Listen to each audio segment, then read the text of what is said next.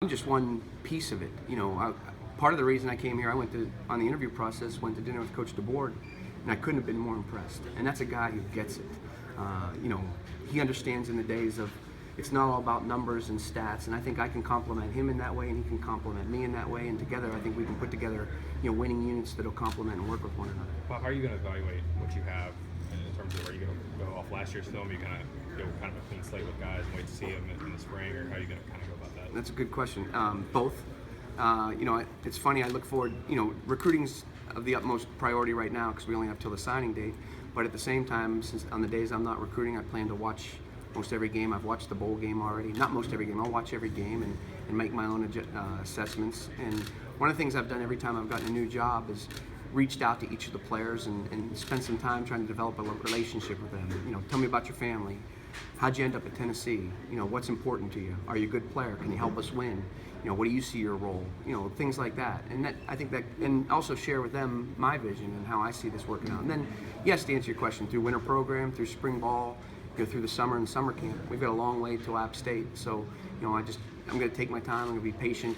And as I said, this isn't an overhaul. This is an enhancement.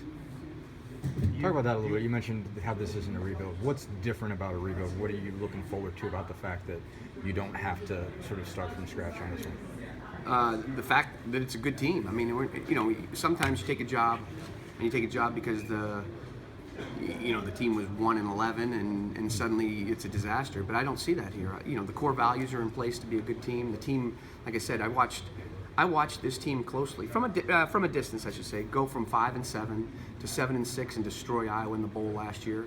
To a 9-4 team, winning their last 6 games this year, to a team that's got a tremendous amount of confidence.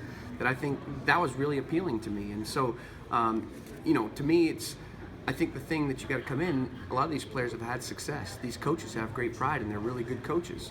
So to come in and say, well, what you're doing isn't good enough, that's not correct.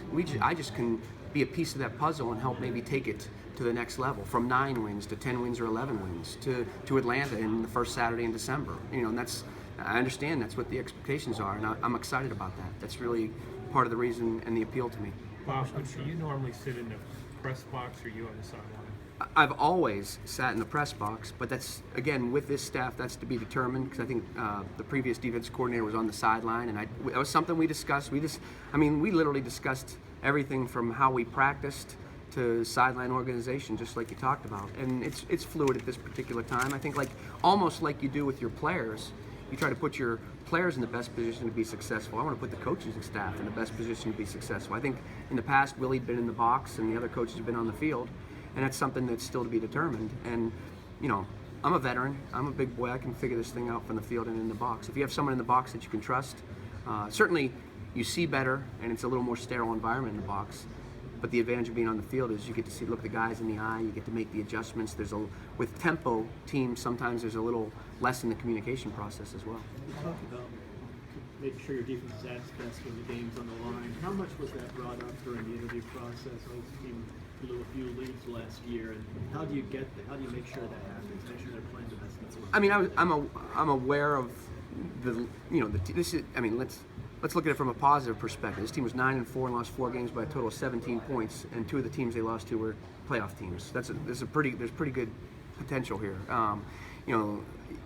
So one of the things that we've done, it was not brought up on the interview process, but one of the things that I talked about with the coaches and we talked about was rotating guys, playing guys early, having the confidence to play guys, so that you could put your best 4 pass rushers in on a key third down. So you can put your best players in when the game's on the line in the fourth quarter. And having the confidence to do that, I think that develops depth over the course of a season. And certainly that's something that Coach Jones and I need to continue to evaluate. Bob, are you pretty loud on the practice field? Not if we're practicing. Well, one of the things I'd say, it's funny, I think in the last 5 or 6 years, social media has allowed coaches the opportunity to see, or fans, I should say, be more intimate with the coaches during practice and things like that. And one of the things I do know, when you watch a Coach Jones practice, there's a lot of juice, there's a lot of energy, and I'll fit right in on that. When you say loud, it's not a badgering type loud, it's an enthusiastic type loud. And don't confuse kindness for weakness. I love to compete, and I'm looking forward to competing with Josh Dobbs and Coach DeBoard this spring, and I'm looking forward to competing every Saturday this fall. Coach, when you talk about competing, do you feel like the SEC is kind of the upper echelon for a coach in this profession to come in and prove yourself? If you can do it here, you can do it anywhere, type thing. Yeah, I mean, yes. I mean, to me, that was part of the appeal also. I mean, think about the jump I made 5 years ago from a 1AA coordinator in the CAA to the SEC. That was really kind of exciting. Football's football to me. I mean, I'm coaching the same X's and O's that I coached at William and Mary or at Yale or different things like that. Very similar. The game evolves, and I have to continue to evolve with that.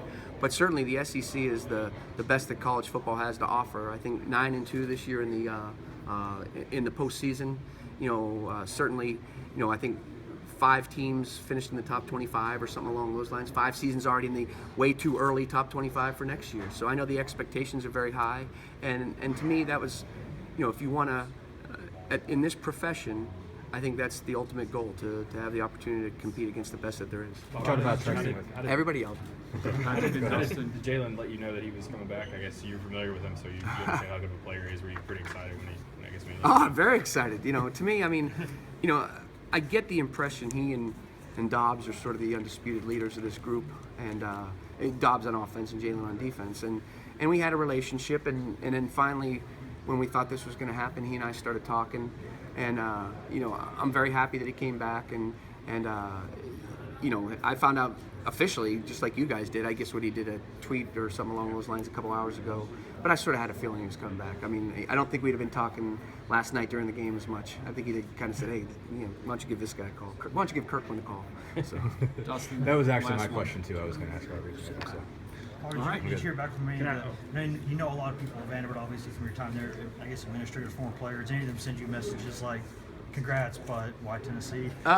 Well, you always have, I guess I've graduated from being a young coach to a veteran now, and one of my favorite players that I ever coached at Vanderbilt was a guy named Chris Marv, an all-time, an all-SEC linebacker, and he was just promoted to linebacker coach at Vanderbilt, so I'm very, very happy for him. But he texted me his disdain for the color orange, and I said I'd see him on the last Saturday in November in Nashville, so he's a good man.